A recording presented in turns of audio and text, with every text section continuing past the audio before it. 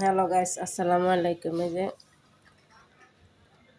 এগুলো হচ্ছে ট্যাংরা মাছ, এই যে দেশি ট্যাংরা, আর এখানে আছে শুটকির ভর্তা।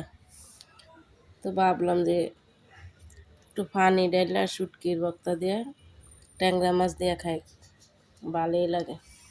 এই যে দেশি ট্যাংরা, এখানে আলুর ভর্তা আছে, দুপুরের ভাজি করছিলাম। তো তো খাইতে মন চাইছে পানি ডাইলা শুটকির ভর্তা দিয়ে ট্যাংরা মাছ দিয়ে।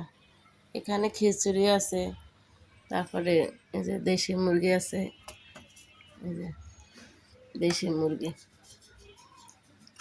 এই যে দেশি মুরগি, এগুলা ভাবলাম যে ভালোই লাগে। পান্তা ভাত, পান্তা ভাতটা শুকনো সেবা শুটকির ভর্তা দিয়ে কেমন হয়েছে জানাই।